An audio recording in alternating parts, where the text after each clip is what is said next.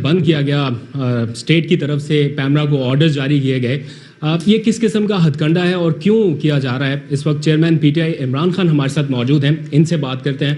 خان صاحب، اے are Y news یہ پہلی دفعہ نہیں ہے، جب پی ٹی آئی کی میسو کوریج ہوتی ہے یا جب سچ سامنے آتا ہے، اے آر وائی نیوز کو بند کیا جاتا ہے۔ ایک جمہوریت ہے، یا تو کہنا جمہوریت نہیں ہے۔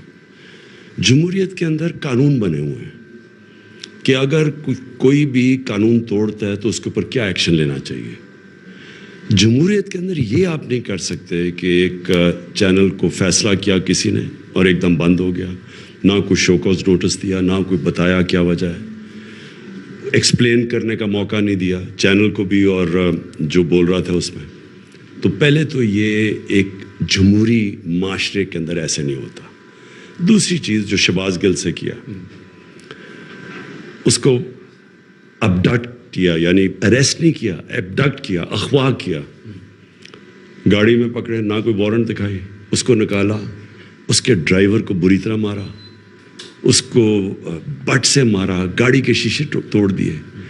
یہ تو کوئی بنانا ریپبلک میں بھی ایسے نہیں ہوتا۔ آپ وارنٹ دیں قانون توڑنے کی، قانون توڑا ہے اس کو موقع دیں، اگر نہیں صفائی پیش کر سکتا اور جیل میں ڈال دیں۔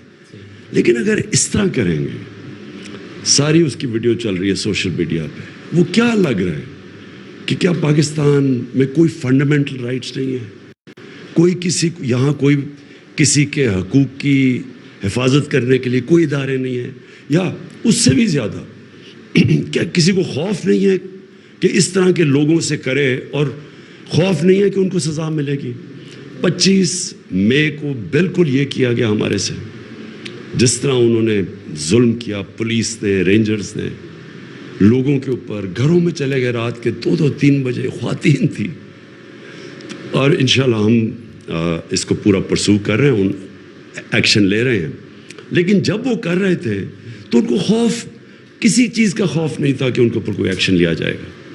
تو اگر ایک معاشرے کے اندر اس طرح کی چیزوں کی اجازت دی جائے تو وہ پھر جنگل کا قانون بن جاتا ہے۔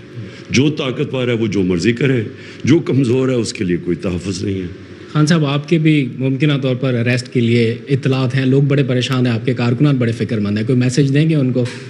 میں یہ بار بار ایک چیز کہہ چکا ہوں کہ یہ حقیقی آزادی کی جنگ ہے۔ اریسٹ ہونا تو چھوٹی سی چیز ہے۔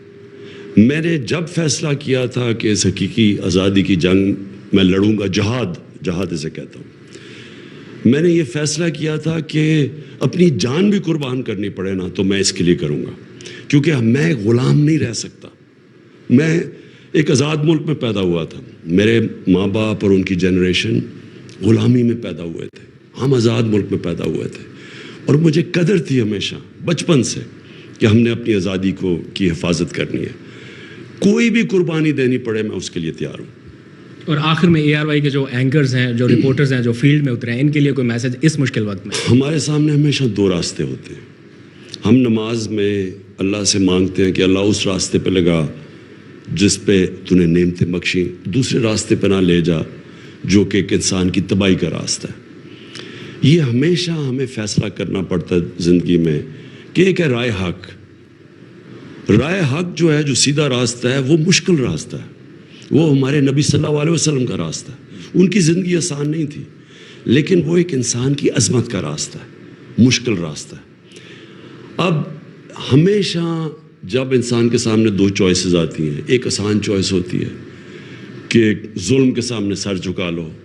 یہ جو اب آج عاشورہ ہے، کیا ہمیں پیغام اس دنیا کی تاریخ کی سب سے بڑی قربانی میں سمجھتا ہوں دی گئی کربلا میں، وہ کیا پیغام ملا سارے مسلمانوں کو؟ پیغام یہ ملا کہ رائے حق کے لیے ظالم کے سامنے آپ سر نہیں جھکاتے، سر کٹوا سکتے ہیں، جھکاتے نہیں ہیں، اور اس سے ایک معاشرہ زندہ ہوتا ہے۔ جب ایک معاشرہ ظلم کے سامنے جھک جاتا ہے، معاشرہ تباہ ہو جاتا ہے۔ غلاموں کی کوئی حیثیت نہیں ہے، صرف آزاد انسان، آزاد قوم، صرف آزادی ایک اونچی پرواز دیتی ہے۔ اقبال کا، علامہ اقبال کی ساری جو کوشش تھی سوئے ہوئے غلام مسلمانوں کو جگانے کی، وہ ساری تھی خودداری کی، خودی کی، اور وہ پیغام آج سب سے زیادہ ہے کہ ایک بیرونی سازش ہوتی ہے, ایک چوروں کو اوپر مسلط کر دیا جاتا ہے. اب ہمارے پاس دو راستے دے دیتے کہ یا تو ہم اس کو قبول کر لیں اور اسی ظلم اور غلامی کے سامنے اپنا سر جھکا دیں, اور یا پھر ہم جد و جہد کریں. میرا ہمیشہ جب یہ ہوا, میں نے ہمیشہ سوچا کہ میں آئین اور قانون کے اندر رہتے ہوئے, کیونکہ میں اپنے ملک کو نقصان نہیں پہنچانا چاہتا, ایک پرامن جد و جہد کروں گا. اور یہ جد و جہد میں پھر سے کہہ رہا ہوں, جب تک میں زندہ ہوں میں کروں گا. سابق وزیر اعظم عمران خان کے chief of staff doctor Shahbaz Gill کو بغاوت پر اکسانے